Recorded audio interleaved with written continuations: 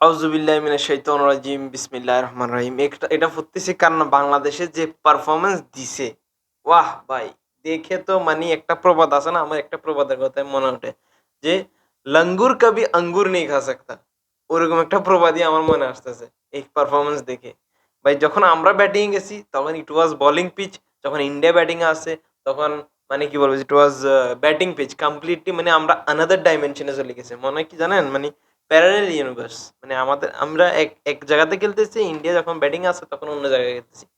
ভাই মূলত কথা হচ্ছে কি, এত কথা না কইয়ে মিডিয়া-টিডিয়া এগুলো বাদ দিয়ে মানুষের কথা না, ভাই আমরা এখন ইন্ডিয়ান ক্রিকেট টিম যে স্ট্রাকচারটা আছে, ওদের ইকোসিস্টেমটা আছে, ওটা থেকে আমাদের বাংলাদেশ ক্রিকেট আমি বলবো যে নট 20 ইয়ার্স, আমরা এখনো 50 ইয়ার্স পিছনে আছি। ইন্ডিয়াতে ভাই যে বুজিং ট্যালেন্ট আছে, যে ট্যালেন্ট র ট্যালেন্ট যেটাকে বলে, এটার অভাব নাই। আমাদের দেশে ভাই আমরা এখন কি বলবো, সেম লাইক পাকিস্তান হয়ে গেছি। যে যে ওখানে যেরকম লেজেন্ডরা বলতেছে যে ট্যালেন্ট নাই, ট্যালেন্ট নাই, ট্যালেন্ট নাই। কেউ বলছে ট্যালেন্ট আছে, আছে। আমাদের দেশে ভাই বেশি দিন নাই। আর অল্প কয়েকদিন পরে দেখবেন যে বলবে যে আমাদের লেজেন্ডরা বলবে যে আমাদের দেশে ট্যালেন্ট নাই। বুঝছেন? ভাই মূলত ভাই আমাদের দেশে ট্যালেন্ট আছে। কমিটা হচ্ছে কোথায় জানেন? দুর্নীতি। আমাদের দেশে যেরকম ঘরোয়া লিগে যেসব আপনার বিস্ফোরকজনক কথা আপনার ইমরুল কায়েস, রুবেল হোসেন, আর বিভিন্ন আপনার কোচেসরা যেভাবে কথাগুলো বলতেছে, আমাদের ঘরোয়া লিগ যেভাবে আপনার যে ইকোসিস্টেম এ চলে, এটা রাইট না। It is not good for cricket. Okay? ভাই আপনার কি মনে হয় আমরা যে ইন্ডিয়ার সাথে যে টিমটা আছে, যে ওটার আপনার কম্প্যারিজন আমাদের যে ন্যাশনাল টিম, যে শান্ত ইজ সেইং দ্যাট আমরা না নিউ স্টাইলে ক্রিকেট খেলবো। ঠিক আছে? নিউ স্টাইল না ভাই, তুই পুরানো স্টাইলে খেল। এট লিস্ট ভাই তুই পারফরম্যান্সটা তো দেখা। ঠিক আছে? তুই না ২৫ বলে ২৭ রান করলে তোর টিম যে ভালো করবে ভাই, ওটা তো বলে ফায়দা নেই। এবার ভাই মাহমুদুল্লাহ রিয়াদ ভাই, ভাই ছোড় দো ইয়ার। ভাই তুই টিমটা সার। প্লিজ ভাই, তুই 40 ইয়ার্স হয়ে গেছে, তুই বল দেখতেছস না। ভাই তুই একটা ওই বলারেটার নাম কি জানি, যে 150 তে বল করে? মায়াঙ্ক ইয়াদব ভাই। মায়াঙ্ক ইয়াদব। ভাই ওর বল ভাই, পেস বোলার। কাম অন, ওকে দেখ। New bowler. তুই একটা ভাই এক্সপেরিয়েন্স মানুষ। ওকে দেখ, দেখ না কিভাবে বলটা করে। ঠিক আছে? তুই ওকে আরামসে খেলে যা। তুই না ৮০ ভাই সামনে যেয়ে মারতে হচ্ছে। একটা শট যে ও বিশ্বকাপে খেলছিল, যে সামনে ৮০ মারা দিচ্ছিল, মুতোর জবাব দিতেছিল যে কোচিং স্টাফদেরকে ওকে কেন বাদ দিছে? সেম রিঅ্যাকশনটা ভাই ওটা হয় না। ভাই আর তুই টিমটা সার, রিটায়ার কর ভাই, তোর জন্য ভালো হবে। এখনো ইজ্জত থাকতে থাকতে ভাই রিটায়ার সারি দেন। সিলেক্টররা যেন না বলে যে Mahmudullah Riyad out for performance, যেন ওটা যেন না বলে। ভাই তুই ইন্ডিয়ার সিরিজটা খেলে ভাই, আর এসে তো আমরা তো হারবই। ভাই নোট করে দেখো, যদিও আমরা ভুলে-বালে একটা টি-20 জিতি, কারণ আমরা সিরিজ জিততে পারবো না। ইন্ডিয়াতে যে আমি সিরিয়াস নোটে বলতেছি কথাটা। আমাদের যে ন্যাশনাল টিম আছে, ওটা যদি ইন্ডিয়া এ টিম না হলে ইন্ডিয়া বি টিম। ইন্ডিয়া এ টিম যেটা আপনার ওমানে আসবে আপনার এশিয়া কাপ খেলার জন্য, ইমার্জিং এশিয়া কাপ। ওটার সাথে যদি আমাদের ন্যাশনাল টিমটা খেলে, দেখবেন যদি ৩ টা সিরিজ দেন, দেখবেন ওটা ইন্ডিয়া জিতবে। বাংলাদেশ একটা জিততে পারবে। নাহলে অনেক কম্পিটিটিভ ম্যাচ হবে। কারণ India is full of talent. ইন্ডিয়াতে যে ট্যালেন্ট খোঁজার যে ইউনিক আপনার ইকোসিস্টেমটা, ওটা আমাদের দেশে নাই। আমাদের দেশে বলতেছি না ট্যালেন্ট নাই, আমাদের দেশেও ট্যালেন্ট আছে।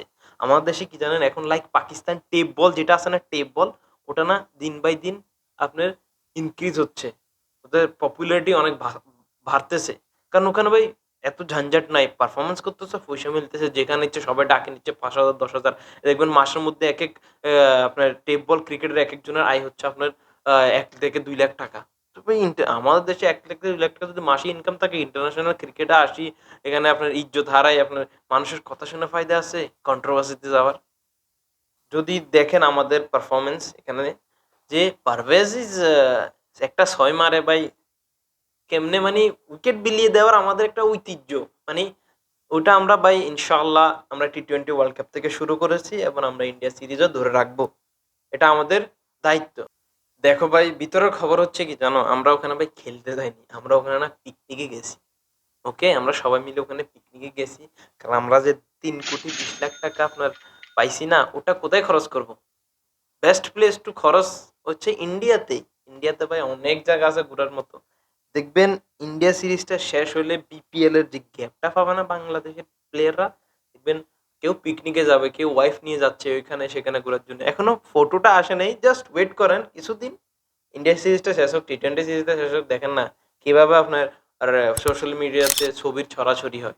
দেখতে থাকেন। আমি শান্তকে আবার এই কথা বলতেছি, ভাই প্লিজ ভাই তুই ক্যাপ্টেন টিচার স্যার, তুই ব্যাটিং এ ভাই প্লিজ প্লিজ ভাই ব্যাটিং এ তুই না, তুই ব্যাটিং এ মনোযোগ দে।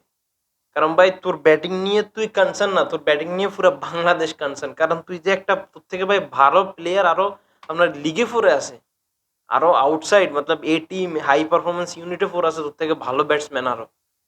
তুই ভাই টিমটা সার, না হলে ভাই তুই ক্যাপ্টেনটা সার, তুই ব্যাটিং এ মনোযোগ দে। ঠিক আছে, তুই ভালো প্লেয়ার, তোর ট্যালেন্ট, তোর অনেক শট আছে, রেঞ্জ অফ শট আছে। তুই যেভাবে রিভার্স সুইপ আজকে 6টা মারছস, ইট ওয়াজ ম্যাগনিফিসেন্ট। এটা সবাই মারতে পারে না। কিন্তু ভাই তুই ক্যাপ্টেনটা স্যার, ভাই তোর উপরে প্রেশার হয়ে যাচ্ছে, এটা আমি বুঝতেছি তোর উপরে প্রেশার হয়ে যাচ্ছে। এবং ভাই মোস্তাফিজকে আমি বলতে চাই, ভাই তুমি না, তোমাকেও সেম কথা বলতেছি ভাই, তুমি না কিছুদিনের জন্য রেস্টে যাও। ঠিক আছে, তুমি তো টেস্ট সারিয়ে দিছো বুঝলাম, কিন্তু ভাই তুমি কিছুদিনের জন্য রেস্টে যাও, তোমার বোলিং এ কাজ করো ভাই। ঠিক আছে, তোমাকে ভাই যেভাবে মারতেছে লাজন, আমি আমাদের এখানে যে গলিতে যে ক্রিকেট বোলাররা আছে মানে এক ওভার 3টা ছক্কা খায়, 4টা ছক্কা খায়, ওরকম ভাই তোমাকে তো কোনো পাত্তাই দিচ্ছে না। তুমি যে একটা ফিজ মানে কাটার মাস্টার, ইন্টারন্যাশনাল ক্রিকেট একটা বিগ নেম, ভাই তুমি আর ওটা নাই। তোমার ওই নামটা ইজ বিন লস্ট, এটা হয়ে গেছে, তোমার নামটা তুমি হারাই ফেলছো যে আপনার 4 থেকে 5 বছর হয়ে গেছে, যখন তুমি ইনজুরিতে গেছো না তখন থেকে। তুমি না ওই ফিজটা নাই, তোমার ফিজি জিনিসটা তোমার বোলিং এ নাই, তুমি ছাড়ো। তহিদ হৃদয়কে বলবো ভাই দেখো, সিরিয়াসলি তোমার মতো প্লেয়ার আমাদের ক্রিকেটে, ক্রিকেট কি মানে বাংলাদেশে অনেক অভাব। তুমি ভাই আর একটু দড়ি খেলো। ঠিক আছে, তুমি আর একটু দড়ি খেলো, কারণ তুমি যে হিসাবে রেকলেস শট যেটা খেলতে গেছিলা আপনার ভারুণ চক্রবর্তীর বলে, ইট ওয়াজ নট রিকোয়ার্ড। ওকে, তুমি আর একটু দড়ি খেলো। Move on to India batting. ভাই পান্ডু ইয়ার, পান্ডু পান্ডু ভাই পান্ডু ভাই, একটা আছে ভাই ক্রিকেটিং শট, একটা আছে ভাই মানে আউট অফ নোওয়্যার শট। ভাই পান্ডুর যে শটটা খেলছে, scoop, no look scoop, new shot name no look scoop. আরেকটা খেলছিল আপনার আই থিঙ্ক তাস্কিন কি ফিসকে আপনার এভাবে করে মানে আউট অফ নোওয়্যারও শট এটা খেলে ফেলছে। ভাই পান্ডুর পারফরমেন্স আপনার যেভাবে ও খেলতেছে আফটার টি-20 ওয়ার্ল্ড কাপ, ভাই কি বলবো ভাই, ভাই ইসকো হামে দে দো ইয়ার। এরকম একটা প্লেয়ার ভাই আমাদেরকে লাগবে। আমাদের দলে ভাই ট্যালেন্টের অনেক কমি ভাই, অনেক ট্যালেন্ট নেই ও ভাই, ওর মতো প্লেয়ার লাগবে আমাদের টিমেও। আমাদের আমি বুঝতেছি না why Saifuddin is not in our team. ব্যাটিংও ভালো করতেছে, বোলিংও ভালো আছে ও। আমি বুঝি না মানে কোচের প্লেয়ারের সাথে কোচ আমাদের নকার, আমাদের চাকরি করে, আমাদের বিসিবি থেকে টাকা নেয়, আমাদের আমাদের কথা না শুনে ও ওর নিজের মতো টিম বানায়। সিলেক্টররা কি করতেছে ভাই, পারফরমেন্স। সাইফুদ্দিন ভাই ভালো বলার এবং ভালো পারফরমেন্স। এখন ভাই আমি আরেকটা কথা হচ্ছে কি, আপনার তানজিন হাসান সাকিবকে দলে কেন নেয়নি? ওয়াই মুস্তাফিজ ইন, মুস্তাফিজ কেন দলের মধ্যে? এবং দুইটা আপনার লেফট হ্যান্ডি বোলার, যেখানে আপনার Tanzim Hasan Sakib was best bowler in টি-20 ওয়ার্ল্ড কাপ। এটা কেমন রিজন, এটার ব্যাখ্যা কি দিবেন? পান্ডুর পরে ভাই সূর্য কুমার যাদব ভাই, এটা না ভাই ডেভিলিয়ার্স না, এটা ভাই অন্য কিছু ভাই। এই জিনিসটাই মাল যেটা আছে না সূর্য কুমার যাদব ভাই, এটা অন্য কিছু ভাই। এটারে অন্য ভাই অন্য ডাইমেনশন থেকে নিয়ে আসে ইন্ডিয়া ভাই। ইন্ডিয়া এগুলো ট্যালেন্টের গুলো কোথা থেকে টোকাই টোকাই বের করে। Sanju Samson is good but Surya Kumar Yadav after Abhishek Sharma, ভাই অভিষেক শর্মা ভাই, ভাই কেউ ওটার উপরে জাদু টোনা করছে আমার মনে হয়। ভাই ট্রাভেল সেট ইয়ার ভাই তোর আত্মাটা আসি অভিষেক শর্মা থেকে নিয়ে যা ভাই। ওই কোনো থামাথামি নাই, বান্দা মানে মাইতে আছে ভাই। তোর সামনে ভাই তাসকিন বল করতেছে, রেসপেক্ট দে।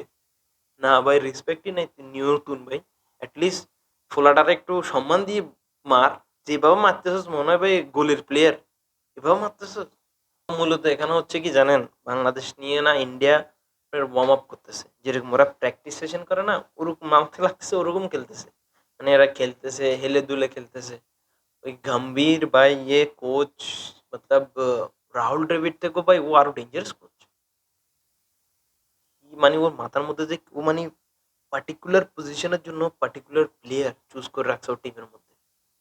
যে আসতেছে ওকে ভাই ওই পারফর্ম করতেছে। ইন্ডিয়ান প্রেশার, ইন্ডিয়ান টিমের প্রেশারটা পারফরমেন্স মানে উফ, ভাই it was good good too too good. দেখেন আফটার টি-20 ওয়ার্ল্ড কাপ যে টি-টোয়েন্টি ওয়ার্ল্ড কাপের যে টি-টোয়েন্টির ফেসটা আছে ওটা না মানে চেঞ্জ করে দিছে ইন্ডিয়া।